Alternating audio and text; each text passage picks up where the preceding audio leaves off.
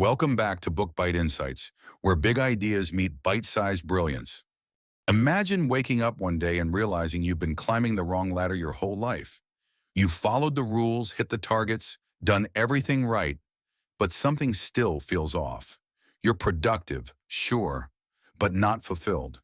Successful, maybe, but not whole. This is the silent crisis Covey uncovers. Because what if effectiveness isn't about doing more, but about becoming more? The 7 Habits of Highly Effective People asks you to stop chasing quick wins and start re-engineering your foundation. The real transformation begins when you confront this truth. Private victories always precede public ones. This book isn't here to make you faster. It's here to make you aligned. And in a world spinning with distraction, shortcuts, and noise, that alignment is revolutionary. Each habit is a lens. It reshapes how you see yourself, your relationships, your choices. And if you're willing to step into discomfort, to challenge your instincts, to redesign your compass, you won't just be effective, you'll be unshakable. So let's begin. Because the person you're becoming is the greatest project of your life, and it starts here. Key point 1, be proactive. The moment you realize you have a choice is the moment your life changes. Most people drift. They react, complain, and blame circumstances, parents, bosses, the weather. It's always something outside them. But effectiveness begins the moment you stop being a victim of your environment and start owning your response to it. Being proactive doesn't mean being aggressive. It means realizing your greatest power is your response. Between what happens and what you do, there is a space, and in that space lies your freedom. Reactive people let moods, traffic, or someone else's attitude dictate their day. Proactive people pause. They decide. They choose to rise above emotion and act from vision, not habit. This is your first private victory, the victory over yourself. It's not dramatic. It happens in the quiet moments. It's a shift in identity. It begins with a declaration. You are responsible for your life. Key point 2, begin with the end in mind. What if you're chasing a success you don't even want? What if the top of the ladder is leaning against the wrong wall? Most people live reactively.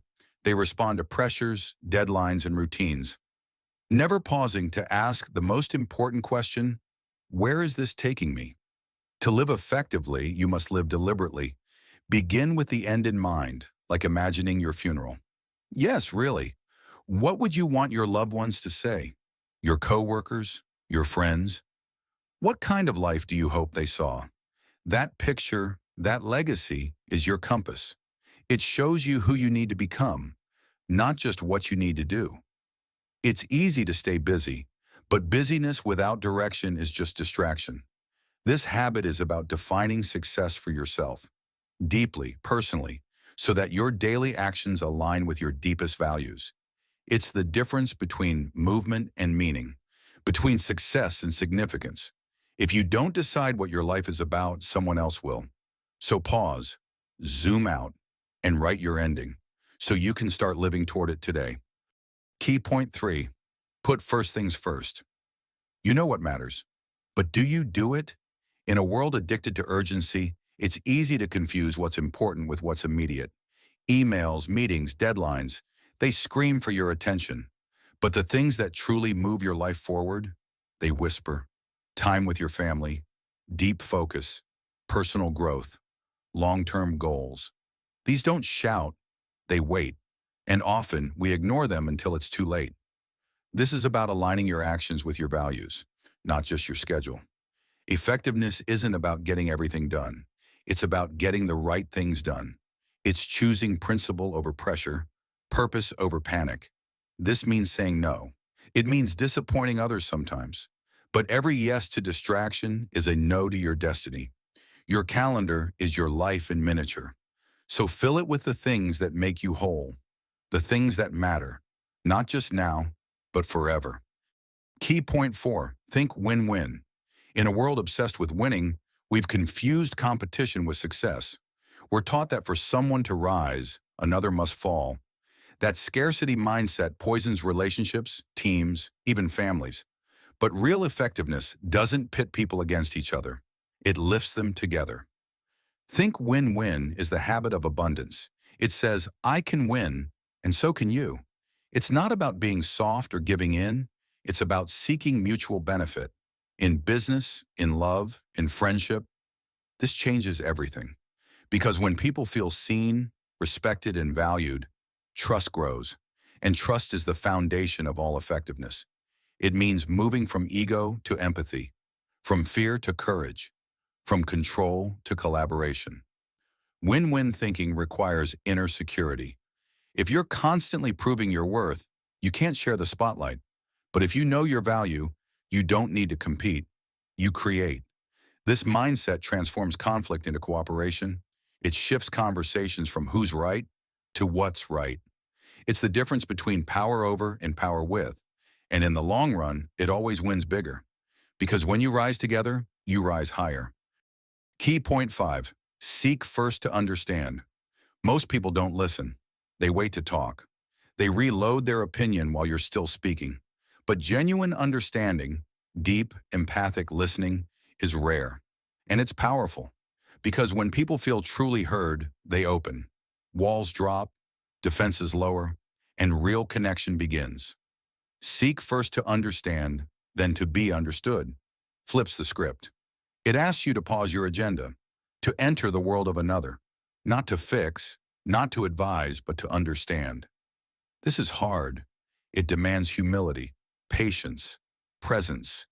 But it's also transformational, because once someone feels seen, they're far more willing to see you too. It's a secret of influence. The best way to be heard is to listen first. This habit rebuilds broken relationships. It resolves conflict. It makes you a better leader, partner, parent, friend. It says, I care more about understanding you than about being right. And that kind of listening, it heals.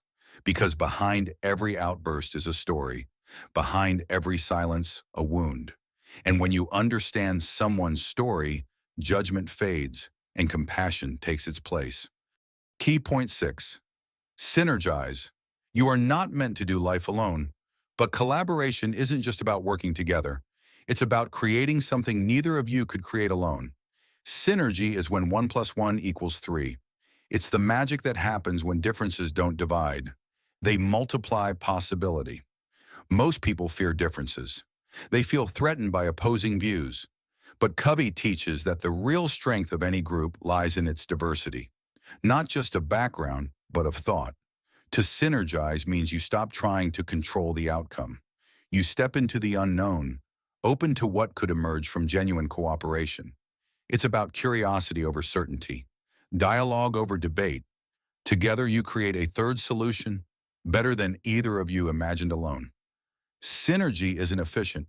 It's not fast, but it's effective because it births breakthroughs.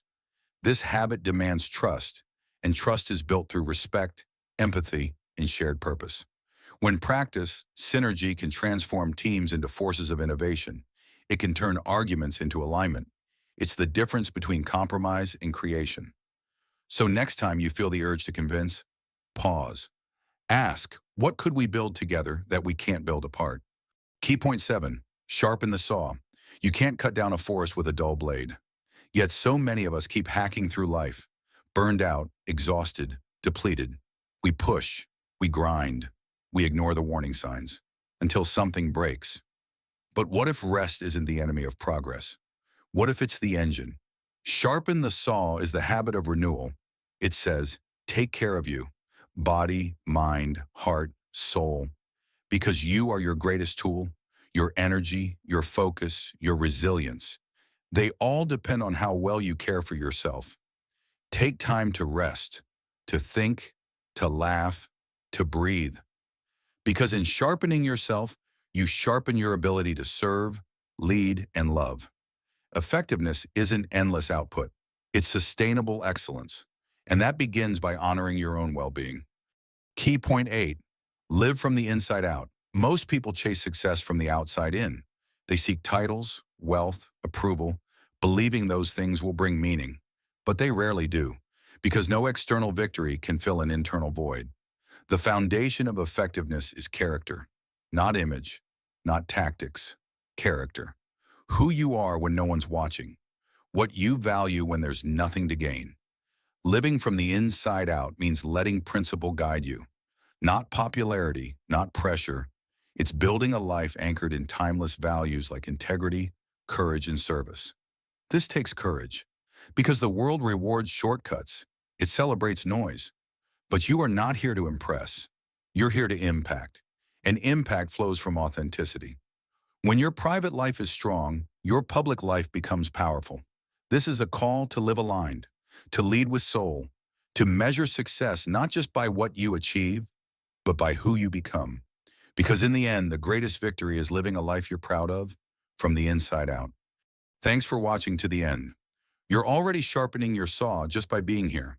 If you found value in these habits, you'll love Atomic Habits by James Clear for building small, powerful routines, and Deep Work by Cal Newport for mastering focus in a distracted world.